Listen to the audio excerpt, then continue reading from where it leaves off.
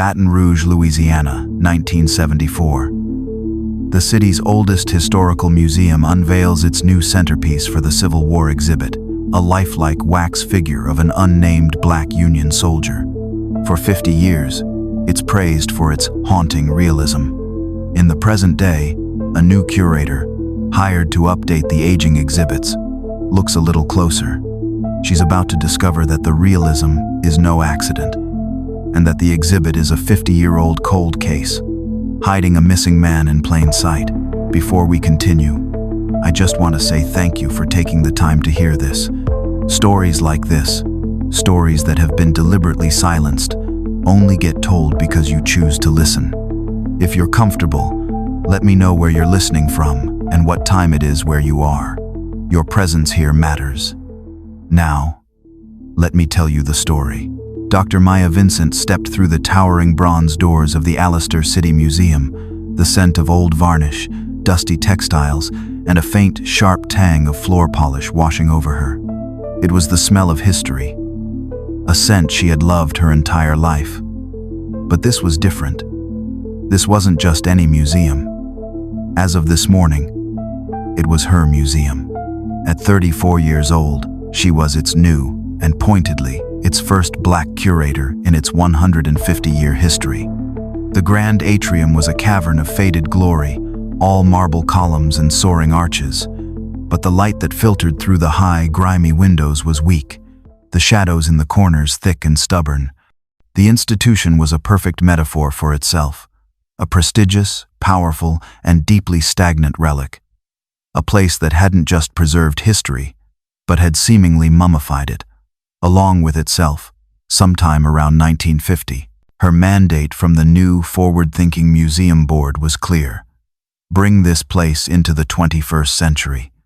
That meant a comprehensive audit of the entire collection, a digital cataloging project, and a re-evaluation of the narratives the museum had been telling, and more importantly, the ones it had been silently, stubbornly refusing to tell. Maya was an academic, a historian, a woman who believed that a museum was not a dusty attic for old objects, but a living, breathing courtroom where the past was constantly re-examined. She was ambitious, sharp, and she understood the weight of her position. She was the new steward, and she knew that stewardship, true stewardship, was not just about preservation. It was about truth. Her new office, a large, wood-paneled room once occupied by her predecessor, was dominated by a portrait of the museum's founder, a stern, bearded Victorian patriarch who seemed to glower at her from above the fireplace. Maya smiled, a small private gesture of defiance, and placed a small, vibrant framed photo of her own family next to the heavy, ink-stained blotter on the desk. Her predecessor, the museum's living legend, was a man named Mr. Clayton. He had retired just 3 months prior, after a staggering 50-year reign. He was the old guard personified, a man whose identity was so completely fused with the museum that it was hard to tell where one ended and the other began. The staff still spoke of him in hushed, reverent tones, his policies and preferences still the unwritten laws of the building. Maya knew that her audit was not just a bureaucratic necessity, it was a political act. It was a challenge to Clayton's legacy, a signal that the old, comfortable, and often one-sided stories were about to be re-examined. She was not just auditing a collection. She was auditing a half-century of decisions, of acquisitions, and of silences. She spent her first weeks in the basement archives, a labyrinth of rolling shelves and temperature-controlled vaults, her hands covered in the fine, pale dust of history, and she began to pull the threads, one by one. The audit was a monumental task. The museum's collection was vast, spanning everything from colonial silver to mid-century modern furniture. But its record-keeping, Maya was discovering, was a chaotic mess. A system built less on professional protocol and more on Mr. Clayton's arcane, analog methods. The accession log was not a database. It was a series of massive, leather-bound ledgers, their pages brittle and yellowed, the entries penned in Clayton's neat, spidery cursive. It was on a rainy Tuesday, 3 weeks into her audit, that she found the anomaly. She was working her way through the Americana wing, specifically the Civil War and Reconstruction exhibits, a collection she knew was deeply problematic and in desperate need of recontextualizing. She was cross-referencing the physical objects on display with their corresponding entries in the 1970s ledger. She came to the entry for exhibit number 44-7B, a figure displayed in the Divided Nation Hall. The entry was stark in its lack of information. Accession number 44-7B. Object: Black Union soldier. Full scale, mixed media. Accessioned October 11, 1974. Artist divided by creator. N divided by A. Donor divided by source. N divided by A. Maya stared at the page. N divided by A. Not applicable.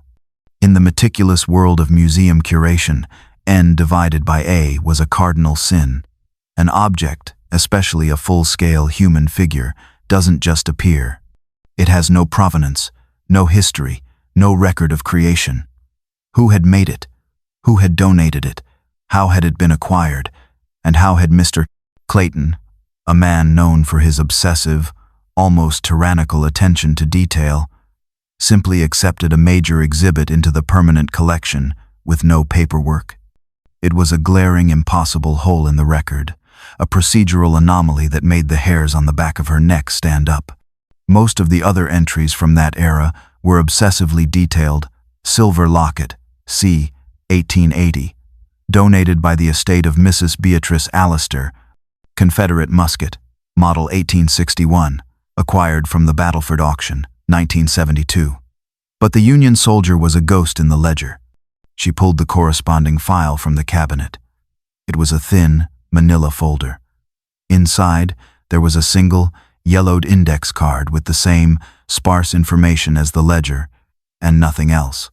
No condition reports, no artists' invoices, no donor correspondence. It was as if the figure had simply materialized in the museum's basement one day in 1974. To an outsider, it might have seemed like a simple clerical error, a lost file. But to Maya, a professional trained to see history as a chain of custody, it was a massive, screaming red flag. It was a willful, deliberate silence, a void where a story should have been. Her audit, which had been a professional task, now became a personal investigation. She closed the ledger, the faint scent of old paper and dust filling her lungs, and she knew she had to go and see the soldier for herself. The Civil War wing was one of the museum's oldest and least visited exhibits. It was a dark, carpeted hall, the air thick and still, the lighting dim and theatrical in a way that had been fashionable in the 1960s but now just felt gloomy. The main exhibits were what one would expect: glass cases of muskets, faded battle flags, and stiff, lifeless mannequins dressed in wool uniforms. Maya walked past the grand central diorama of the Battle of Gettysburg and headed to the far corner, to the small, neglected section on the Black contribution. And there, in a poorly lit alcove, she found him. Exhibit number 44-7B. The figure stood on a low, carpeted platform, dressed in the dark blue, wool uniform of a Union soldier. He was a black man, his posture rigid, his hands clasped in front of him on the barrel of a rifle. A simple brass plaque on the platform read, "A Union soldier, c. 1864. Maya approached, her footsteps muffled by the thick carpet, and she stopped, cold. The file had called it a wax figure, but as she stood a few feet away, that description felt entirely, profoundly wrong. The realism was not just impressive, it was unsettling. This was no store window mannequin. This was a work of art so lifelike it bordered on the grotesque, on the uncanny valley that made her skin crawl. She leaned in closer, her professional curiosity now at war with a deep, primal unease. The skin. It wasn't the smooth, waxy, perfected skin of a typical figure. It had texture. She could see the faint, delicate pores on the nose, the subtle, cross-hatched lines of the knuckles, the almost imperceptible imperfections and variations in pigment. His glass eyes, staring forward with a haunted, vacant expression, were perfectly set. But it was the hands that held her. They were clasped on the rifle, and they were the most realistic hands she had in her life ever seen, on a human or a figure. The fingernails were not just painted-on shapes. They were distinct, with tiny, pale moons and the faint, longitudinal ridges of real keratin. There was even a tiny, dark speck of what looked like dirt captured under the nail of the right index finger. Maya felt a sudden, icy chill. She looked at the face, at the way the light from the dim overhead spot seemed to be absorbed by the skin rather than reflected off it, as it would with wax. She looked at the subtle, individual, and slightly wiry texture of the hair at his temples, just visible under the edge of his blue Union cap. This was not a figure. This was a statement. But what was it stating? Was it a masterpiece of hyperrealism from some unknown, uncredited genius? Or was it something else? She felt a profound, inexplicable sadness radiate from the object. It didn't feel like an honor to the soldier it depicted. It felt like a violation. It was a lonely, forgotten thing, standing in a dark, unvisited corner of a dying exhibit, and it felt more like a prisoner than a monument. She stood there for a long time, the silence of the hall pressing in on her, her mind racing, the empty file, the defensive curator, and now this unsettling, all too human thing. She knew, with a certainty that had nothing to do with her academic training, that she was standing at the edge of a secret that was far darker than a simple clerical error. Maya's first move was to confront the museum's living archive, Mr. Clayton. She knew that a direct accusation would be useless. He was a city icon and she was the newcomer. She needed to approach him under the guise of simple, professional housekeeping. She found his number in the museum's old administrative files and called him at his home in the city's historic district. He answered on the third ring, his voice exactly as she had imagined it. A dry, reedy, and authoritative baritone, the voice of a man who had never had his decisions questioned. "Mr. Clayton, sir," Maya began, her voice a model of professional courtesy. "This is Dr. Maya Vincent, the new curator at the Alistair. I'm so honored to be following in your footsteps."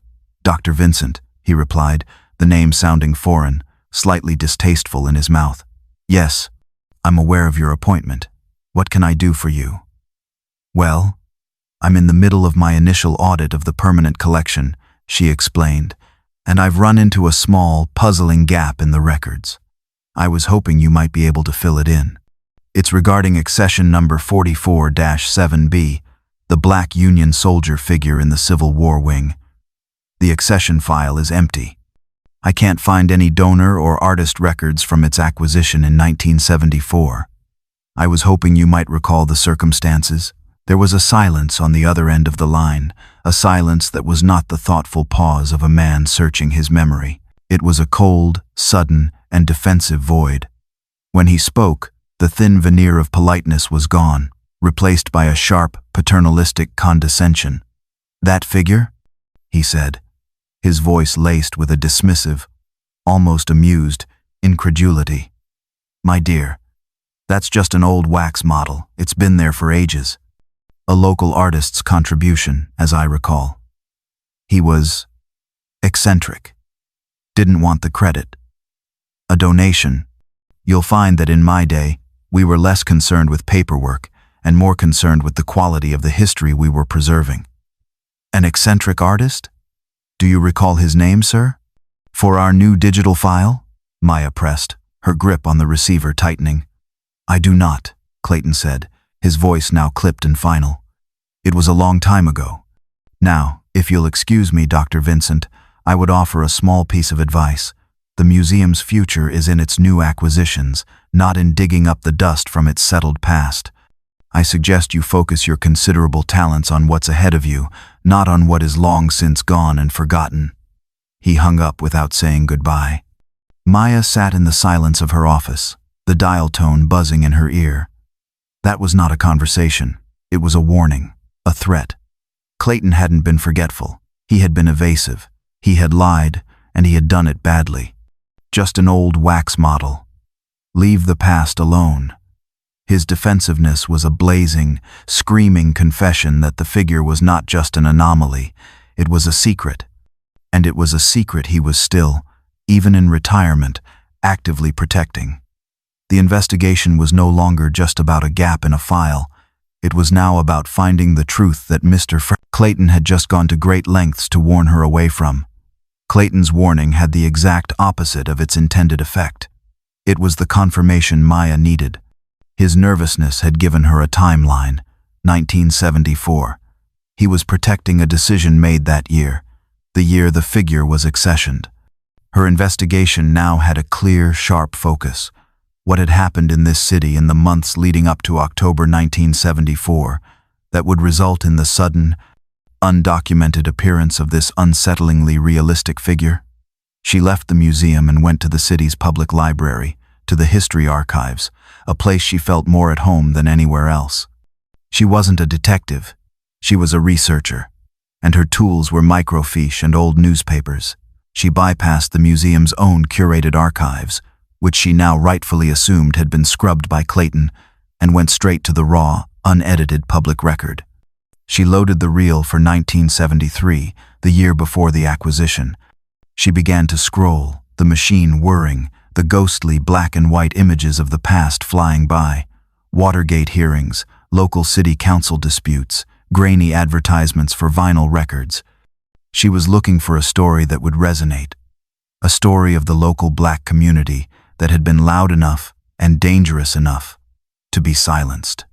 She found it in the archives of the Carolina Voice, the city's small but fiercely independent black newspaper. The name Lionel Vance was everywhere. He was a local hero, a man who seemed to be the vibrant, charismatic, and unapologetic heart of the black community. At only 28, he was a gifted musician, a jazz trumpeter known as Lion, and a powerful, articulate activist for housing rights and police reform. His face, smiling and confident, was in dozens of photos, leading protests, speaking at community meetings, his trumpet case in one hand, a megaphone in the other. He was a voice. Then, in the fall of 1973, the articles about his activities stopped, and the articles about his disappearance began. Local activist vanishes. Read one headline. Lionel Lion Vance missing. He had last been seen leaving a contentious city council meeting where he had publicly accused a powerful developer. A man, Maya noted, who sat on the museum's board of predatory practices. After that, he was gone. His car was found abandoned by the river, his trumpet still in the trunk. The official story, as reported in the city's main paper, was brief and dismissive. It hinted at radical connections and suggested he had likely fled the state to avoid legal troubles or debts. His case, a high-profile mystery that had shaken the black community, had been neatly and quickly swept under the rug. Maya sat back from the microfiche reader, the hairs on her arms standing on end. A prominent, troublesome black man disappears in late 1973, and less than a year later, a hyper-realistic, completely undocumented wax figure of a black man is quietly installed in the museum run by a conservative, controlling curator. The timelines didn't just overlap. They fit together like two pieces of a horrifying, interlocking puzzle. She was no longer investigating a piece of art. She was investigating a person. The connection was still just a theory, a gut-wrenching, horrifying hypothesis built on circumstantial evidence. Maya had a timeline, a possible victim, and a potential conspiracy, but she had no proof. She had no physical link between the missing activist, Lionel Vance, and the silent, haunting figure of the Union soldier standing in the museum's dark, forgotten corner. She needed a bridge. She needed something tangible, a detail that could connect the living, breathing man from the newspaper articles to the unnervingly still wax figure. She returned to the microfiche machine, her search now more frantic, more focused. She wasn't looking for headlines anymore. She was looking for details, for the small, human interest pieces that might have been written about Lionel Vance before his disappearance. She scrolled through dozens of articles, her eyes burning from the strain of reading the small, grainy text. reviews of his jazz performances, profiles of his activism, interviews about his childhood in the city. She found it in a small, human interest profile in the Carolina Voice from 1972, a piece celebrating him as a rising star in the community. The article was a warm, intimate portrait, detailing his love of music and his deep commitment to his neighborhood. And then, buried in a paragraph describing his childhood, she found the clue. Mr. Vance, who has been known as Lion since his school days, the article read, carries a permanent reminder of his youthful fearlessness. A nasty fall from a treehouse at age 10 left him with a trademark crescent-shaped scar just over his left eyebrow. My mother said it was my own personal moon, he joked to our reporter. Maya's breath hitched. A crescent-shaped scar over his left eyebrow. The image of the Union soldier flashed into her mind. The figure was wearing a cap, a dark blue woolen forage cap, pulled low on its forehead, as was customary for soldiers of the era. The cap was part of the uniform, part of the exhibit. It obscured the figure's forehead almost completely. A cold, electric dread, so powerful it was almost paralyzing, seized her. She knew, with an absolute, sickening certainty, what she was going to find. The theory was no longer just a hypothesis. It now had a clear, testable, and terrifying path to confirmation. The answer was in the museum, in the dark, silent Civil War wing, hidden under the brim of a 150-year-old cap. She had to go back. She had to look. She had to know. The archive had given her the key. Now, she had to find the courage to use it. The museum after hours was a different world. The grand, marble atrium, which was merely gloomy by day, became a vast, cavernous mausoleum by night. The only light came from the dim, legally required safety lamps, which cast long, distorted shadows that seemed to writhe and twist in her peripheral vision. The silence was absolute, broken only by the sound of her own footsteps, the soft, hesitant click of her heels echoing in the immense, empty space. Maya's heart was hammering against her ribs, a frantic, trapped bird in her chest. She was breaking at least a dozen museum protocols. She was not supposed to be here. She was definitely not supposed to touch an exhibit. But she was far beyond the point of caring about protocol. She navigated the dark, familiar halls by the faint glow of her phone's flashlight, her path taking her deeper into the oldest, most silent part of the building. She entered the Civil War wing, the air suddenly feeling colder, heavier. The glass eyes of the other mannequins in the dioramas seemed to follow her as she passed, their silence no longer peaceful, but judgmental, accusatory. And then she was there, standing before him. Exhibit number 44-7B.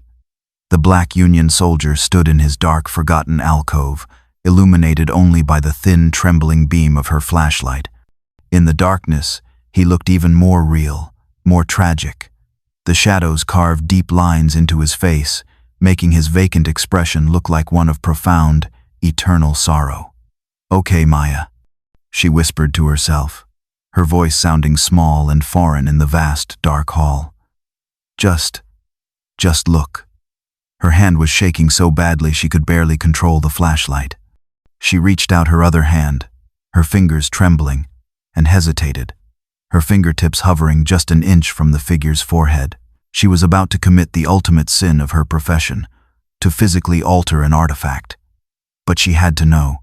She took a deep, shuddering breath and gently, with a surgeon's care, she nudged the brim of the woolen cap upward.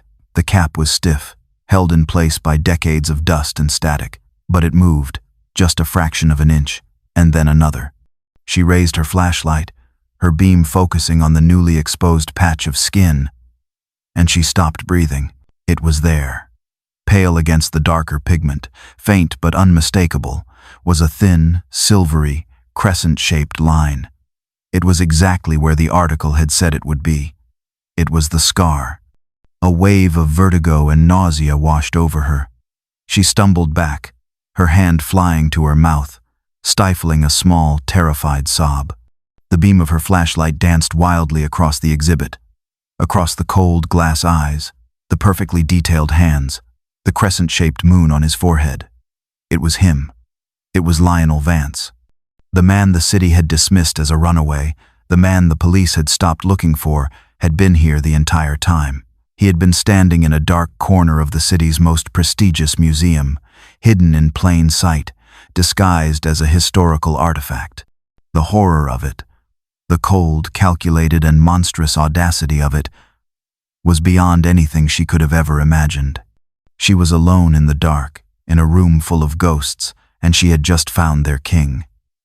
The discovery of the scar was the moment the investigation shifted from an academic theory to a horrifying, tangible reality. Maya was no longer just a curator. She was the sole witness to an impossible, 50-year-old secret. Her mind, reeling from the shock, now focused on the how and the why. She knew what Clayton and the museum had done, but she needed to understand the original sin, the official lie that had allowed it to happen. She went to the police archives, a sterile municipal building that smelled of stale coffee and old, forgotten paperwork. Using her museum credentials, she requested the official file for the 1973 disappearance of Lionel "Lion" Vance. The clerk, a bored, sallow man, returned with a single, shockingly thin manila folder. The official police record for a prominent missing community leader was barely a quarter-inch thick. Maya's heart sank. This was the same pattern as the museum's accession file, a deliberate, profound, and damning lack of information. She sat at a hard, wooden table and opened it. The file contained the initial missing person report, a brief, one-page summary of interviews, and a concluding report that was dated just 3 weeks after Vance had vanished. The investigation had been open for only 21 days. The interviews were a joke. They consisted of a brief, dismissive conversation with Vance's frantic sister and a one-line summary of a conversation with a known, unreliable informant who claimed he'd heard Vance was in trouble with a radical group from out of state. There was no mention of the city council meeting, no mention of the developer who sat on the museum's board, no interviews with any of his fellow activists. The final report was a masterpiece of systemic, narrative-driven dismissal. It concluded that Mr. Vance, known for his radical political connections and unstable lifestyle, a gross mischaracterization of his community activism and his life as a jazz musician, had likely fled the state to avoid legal entanglements or debts. The discovery of his car by the river, with his valuable trumpet still inside, was not seen as a red flag for foul play, but as a staged event to throw off creditors. The final chilling sentence read, "Recommend case be closed as a voluntary disappearance. No further investigation required." Maya stared at the page, a cold, slow-burning rage building inside her. This wasn't just a failed investigation. It was a deliberate, willful cover-up. The police had not looked for Lionel Vance. They had actively erased him. They had taken the fears of the black community, the loss of their brightest voice, and dismissed it as the predictable, self-inflicted drama of a radical. This official lie was the crucial, foundational piece of the conspiracy. It was the lie that had made the figure possible. The police, by declaring Lionel Vance a voluntary missing person, had effectively made him a ghost, a man with no identity, a body that no one would ever come looking for. They hadn't just failed to find him. They had created the administrative vacuum, the pocket of institutional indifference that had allowed someone, a museum curator, a corrupt developer, a city official, to take possession of his remains and turn him into a grotesque, silent trophy. The police file and the museum's accession file were two halves of the same monstrous lie. Dr. Maya Vincent was now in a deeply, dangerously isolated position. She was a black woman, a new hire in a powerful, historically white institution, and she held a secret that was, without exaggeration, monstrous. The implications were staggering, and she had no one she could trust. She couldn't go to the museum's board of directors. They were the very establishment that Clayton had been a part of. The man Lionel Vance had been protesting, the developer, was likely still connected to them. They would see her not as a truth-teller, but as a threat to the museum's reputation, a threat to their own comfortable, protected world. They would close ranks, discredit her, and bury the truth, this time for good. along with her career. She couldn't go to the police. The 1973 file was proof that the police, at least at one time, had been actively complicit in the cover-up. For all she knew, that culture of silence and systemic racism was still deeply embedded. Handing her discovery over to them would be like handing a lamb back to the wolves. She was utterly alone, armed with an impossible, unbelievable story. She had the microfiche, the file, the scar. But it was still her word against the legacy of a city icon. She needed proof. She needed something that was not open to interpretation, something that was cold, hard, and scientific. She needed to know what was inside the figure. She thought for a solid, terrifying day, running through every option, every person she knew in the city. And then she thought of Ben Carter. They had been in graduate school together, two scholarship kids in a sea of Ivy League money. He was one of the smartest and most trustworthy people she had ever known.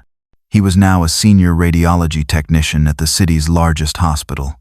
She made the call on her personal cell phone, her voice low, her heart pounding. "Ben?" she said, when he picked up. "It's Maya. Maya Vincent. Maya. My God, I haven't heard from you in, must be 2 years." His voice was warm, friendly, and she instantly felt a wave of relief. "I saw you got the big job at the Alistair. Congratulations, Dr. V. You're taking over the world." "Yeah, Ben, listen," she said, cutting to the chase, her voice dropping. I need a favor, a very big one, an off-the-books one, and you cannot ask me why." There was a pause. The friendly warmth in his voice was replaced by a cautious professional curiosity. "Okay, Maya, you're scaring me. What's going on?" "I can't explain it over the phone, not all of it, but I'm looking into a potential art forgery at the museum. A very old, very valuable one. And the only way to prove it, to see the internal structure, is to get an X-ray, a portable, digital X-ray." Another, longer pause. "You want me to sneak a $500,000 piece of hospital equipment into the museum in the middle of the night to X-ray a statue?" "Yes," Maya said, her voice a desperate, pleading whisper. "I know what it sounds like. But Ben, I wouldn't ask if it wasn't. It's more important than I can possibly explain. It's about a story, a history that's been buried. I'm the only one who knows, and I need proof." Ben was silent for what felt like an eternity. Maya could hear the faint ambient beep of a hospital machine in the background. "The museum's security is a joke, right?" he finally said.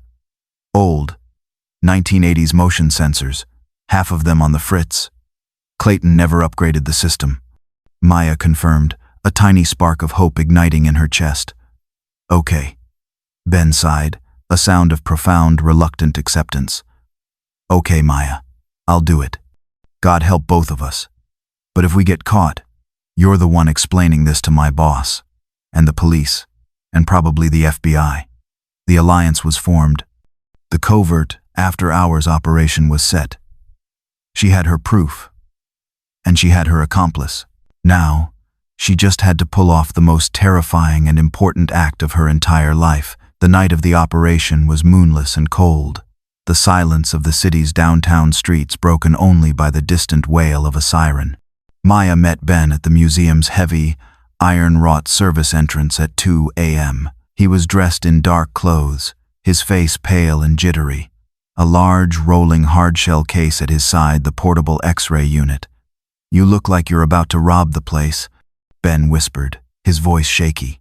"You look like you're about to help me," Maya replied, her own attempt at a joke falling flat in the tense, cold air. She used her new master key to bypass the main alarm, a simple, outdated system she had learned to disarm in her first week. The heavy door groaned open, and they slipped into the cavernous, pitch-black loading bay. The museum was a different beast at night. It was no longer a place of quiet, academic contemplation. It was a tomb, a labyrinth of shadows and looming, indistinct shapes. Every sound was amplified, magnified by the silence and their own frayed nerves. The click of the door closing behind them was as loud as a gunshot. The rumble of the rolling case on the polished concrete floor echoed through the halls like a freight train. Quietly, Maya hissed, though he was already moving as stealthily as he could. They navigated the dark, familiar halls, their way lit only by the weak blue beams of their cell phone flashlights. The exhibits loomed over them, their silent, glassy-eyed occupants like a judgmental, sleeping army. A suit of armor glinted in the darkness. The skeleton of a mastodon cast a monstrous, spidery shadow on the wall. They were intruders in a land of the dead, and they could feel the weight of the building's history, its disapproval, pressing in on them. They finally reached the Civil War wing. The air was colder here, the silence more profound, and there, in his dark alcove, the soldier was waiting for them, his form a perfect human-shaped void in the gloom. "That's it," Maya whispered, her voice barely audible. Ben let out a low, shaky whistle. "Wow. That is lifelike. Creepy as all hell, Maya. You weren't kidding." They worked with a hushed, frantic efficiency. Ben was a professional, and his training took over. He unlatched the case, his movements practiced and economical. He set up the small, portable X-ray emitter on one side of the figure and the digital detector plate on the other. He connected them to his laptop, which booted up with a soft, electronic chime that sounded, in the dead silence, like a church bell. "Okay," Ben whispered, his fingers hovering over the keyboard. "This is it. It'll take about 30 seconds to get a clean image." "On my mark." Maya held her breath. The only sound in the entire vast museum was the low, almost imperceptible, high-frequency hum of the X-ray machine powering up. It was the sound of a secret that had been kept for 50 years, a secret that was just seconds away from being exposed to the light. The 30 seconds it took for the scan to complete felt like a lifetime. Maya stood motionless, her eyes fixed on the blank laptop screen, her heart pounding a rhythm so violent it seemed to shake her entire body. The high-frequency hum of the machine was the only sound in the dark, cavernous hall. Then, the hum stopped. "Processing," Ben whispered, his voice tight. A line appeared on the screen, slowly crawling from top to bottom as the digital image rendered. At first, it was just a ghostly, grayscale abstract. Maya, in her mind, was bracing herself to see the faint, spidery outline of a wire armature, the dense, chalky mass of plaster or wood that would form the core of a typical wax figure. Such a discovery would be a relief, a sign that she was wrong, that she was just a paranoid, over-imaginative curator. But that is not what appeared. The image resolved, sharpening with a sickening, digital clarity. And Maya gasped, her hand flying to her mouth. Ben made a small, choked sound beside her. They were not looking at an armature, they were looking at a skeleton. The image on the screen was the unmistakable, latticed delicacy of a human rib cage, the graceful, curved line of a clavicle, the perfect, stacked vertebrae of a spinal column. There was no plaster, no wood, no wire, it was all human. "Ben," Maya breathed, her voice trembling. "My God," Ben whispered, his face pale, his eyes wide with a horrified scientific awe. He tapped a key, changing the scan's density, and a new image appeared, the hand, the one that was resting on the rifle. The image was sharp, undeniable. They were looking at the delicate, branching, and perfectly articulated bones of a human hand floating inside the faint, shadowy outline of the figure's exterior. "It's real," Ben stated, his voice a flat, stunned whisper. "Maya, it's all real. It's a complete anatomical framework. This isn't a figure, it's a preserved body." The word body hung in the cold, dark air of the museum, a word that was so clinical, so sterile, and yet so profoundly, monstrously violent in this context. Maya felt her knees buckle, and she gripped the edge of a nearby display case to steady herself. She had been right. The scar was not a coincidence. The empty file was not an error. The creepy, lifelike texture was not an artist's skill. The museum, for 50 years, had been displaying a person, a missing man. The full, crushing and grotesque weight of her discovery landed on her. The black Union soldier was Lionel Vance, and he had been here, silent, staring, for her entire lifetime. Maya was still reeling, her mind unable to process the full, monstrous scope of her discovery, when Ben's voice, now sharp and focused, cut through her shock. "Wait," he said, his eyes glued to the screen. He wasn't looking at the overall image anymore. He was leaning in, his fingers flying across the trackpad, zooming in on the main scan of the torso. "Wait, zoom in, right there, in the chest." The image on the laptop screen magnified, the ghostly grayscale ribs becoming larger, clearer. Ben pointed a shaky finger at a spot just to the left of the sternum, in the space where a heart should be. "What is that?" he whispered, his voice a mixture of confusion and dawning horror. Maya leaned in, her eyes tracing the outline he was pointing to. There, lodged between the faint, ethereal outlines of the fourth and fifth ribs, was a small, bright white object. It was perfectly round, dense, and had a small telltale tail of metallic distortion. It was not a bone. It was not an anatomical part. It was a foreign object, a piece of metal that did not belong. It's metal," Maya said, her mind, trained in analysis, beginning to slowly, painfully, piece the new information together. "It's more than metal, Maya," Ben said, his technician's eye recognizing the shape instantly. "Look at the density, the shape. That's a small caliber object. It's a projectile. A bullet." The word hit Maya with the force of a physical blow. A bullet, lodged in his chest.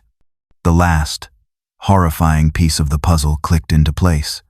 This was not just a story of a missing person, of a bizarre, illicit acquisition of human remains.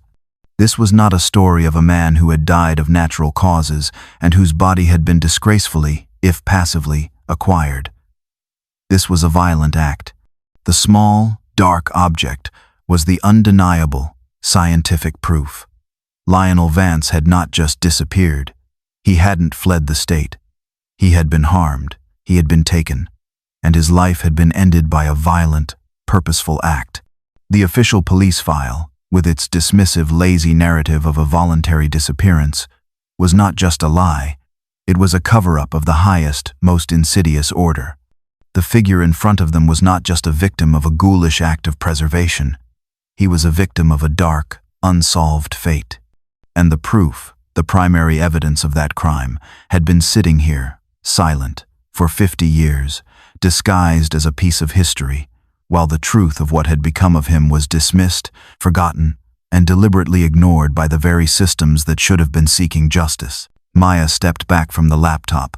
The glowing, horrifying images of the X-ray burned into her mind. The ribcage, the hand, the small, dark object. She looked up at the figure itself, at the black Union soldier, his glass eyes staring blankly ahead in the dark, silent hall. The full, crushing and sickening weight of the truth landed on her. This was not an exhibit. This was not an artifact. This was not a wax figure. This was a crime scene, a 50-year-old crime scene that had been curated, lit, and presented to the public as history. The museum, her museum, the institution she had revered her entire life, was not just a passive holder of this dark secret. It was the active perpetrator of its concealment. For half a century, it had not been displaying a piece of art. It had been displaying a victim. It had taken the preserved body of a missing black man, a community leader, a man whose family and friends had never stopped looking for him, and it had hidden him in plain sight, dressing him in a costume, turning his tragedy into a grotesque, anonymous spectacle. The accession in 1974 was not a donation, it was a disposal. The empty file was not a clerical error, it was a deliberate act of erasure. And Mr. Clayton, the revered, powerful curator, was not just an old man protecting a simple secret. He was the gatekeeper of a monstrous injustice, a man who had either orchestrated this horror or had been actively, knowingly complicit in its cover-up for his entire career. Maya felt a wave of cold, righteous fury, an anger so pure and so profound it burned away her fear. The official lie of 1973, The dismissive police report that had branded Lionel Vance a runaway was the sin that had made this possible. The system had not just failed him, it had actively disposed of him, handing his body over to an institution that had, in the most ghoulish way imaginable, completed the act of his erasure. The initial mystery, the who and what of the strange, lifelike figure was solved. But Maya knew, with a terrible, heavy certainty, that her work was just beginning. This discovery was not an ending. It was the explosive, earth-shattering beginning of a much larger, much darker investigation. Who had pulled the trigger? How had his body been so perfectly preserved? Who had delivered him to the museum? And how deep did the cover-up go? Did it stop with Clayton? Or did it go all the way up to the city officials and the museum board of 1974? She and Ben packed up the equipment, their movements swift and silent, the earlier, nervous energy replaced by a grim, somber determination. As they slipped out of the museum and back into the pre-dawn darkness of the city, Maya knew her life had changed. She was no longer just a curator. She was the sole witness to a 50-year-old crime, and she was the only person who could give Lionel Vance, the lion of his community, his name back. The hunt for the truth of what had become of him and who was responsible had just begun.